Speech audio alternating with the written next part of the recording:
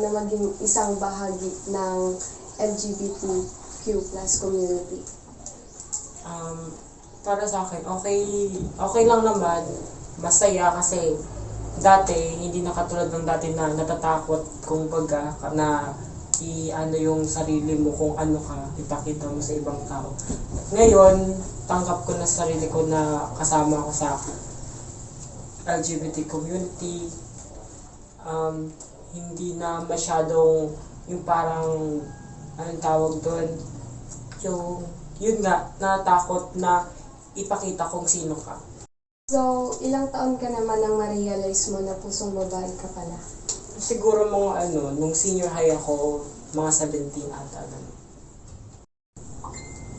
Ano naman ang naging reaksyon ng mga magulang mo nang malaman nila ang tungkol dito? Nung kasi noon, hindi ko pa masyadong sinasabi sa magulang ko yung kung ano ko. Pero, nung that time na nasa nasa kwarto. Anak, ano yan? Na yun nga, nagpapaganda ako ganun. Ma, may dapat kang malaman. Alam ko na, anak. Matagal ko nang alam. Pero kailangan tumalaman ng papa mo.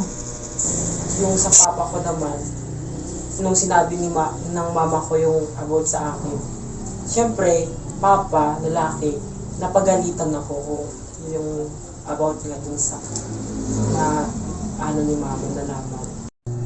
Tingnan mo, Mara, ang gaganda ng mga dress. Ay, Mari, tingnan nyo. Di ba anak mo to, Mari? Oo nga. Bakla ba yung anak mo? Ha? Anong bakla?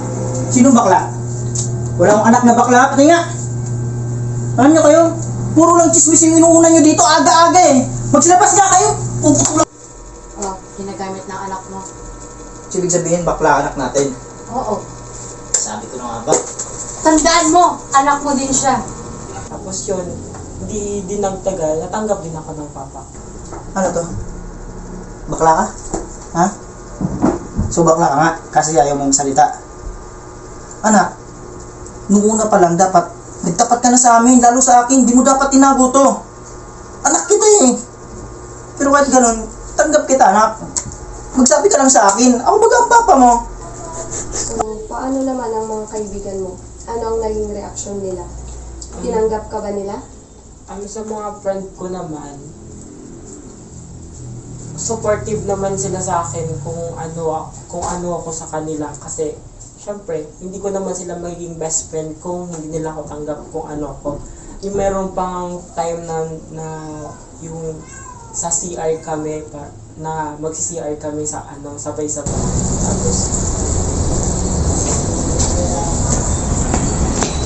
ito po yung CR ng mga pang boys. Ito ko mag-CR kasama ko. Eh, pang babae yan eh. Dito yung mga pang lalaki. Bakit ano yan, boy? Ano problema din? Gusto kasi mag-CR dun sa mga pang babae. Kita mo ng lalaki. Mukha naman, di ba lalaki? Hindi ako ng lalaki. Bating ka ba? Bakit? Bating ka nga. Grabe ka naman ka naman sabi ng batin. O, ano naman yan? Oo, lalaki natin eh. Bating nga yun eh. Magantay lang naman. Ulul, bating. Grabe ka. Ano naman ang pagkakas ng CR? Grabe.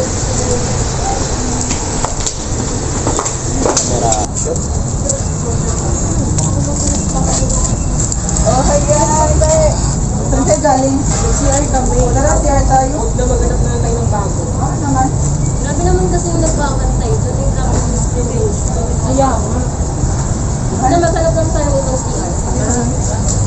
Hindi sila nagdalaw isip na ipagtanggol ako dun sa mga nang didiscriminate sa akin. Ano naman ang mga hamon na hinarap mo bilang isang miyembro ng LGBTQ at paano mo ito nalampasan? Siguro yung pinaka-worst na nangyari sa akin yung sa trabaho. Kasi yung sa ina-applyan ko dati, hindi ako natanggap dahil Bakit minto? Never mind. So, BSIS grad ka pala. And based naman dito sa resume mo, qualify ka naman kaso di kami tumatanggap ng LGBTQ members eh. Kahit po sa anong posisyon na lang po, basta matanggap niyo po ko. Hindi eh, yun yung upo sa taas, kaya pasensya na. Okay po. Next! Kung kahit saan ako mapunta, tinatawag akong bakla, gano'n.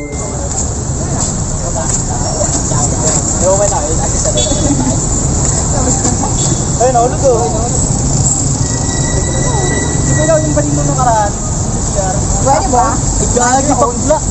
Teka, ano na yan? Parang bakla ka? Bakla yan, boy. Nagsama ka pa ng isang bakla na mukhang mama.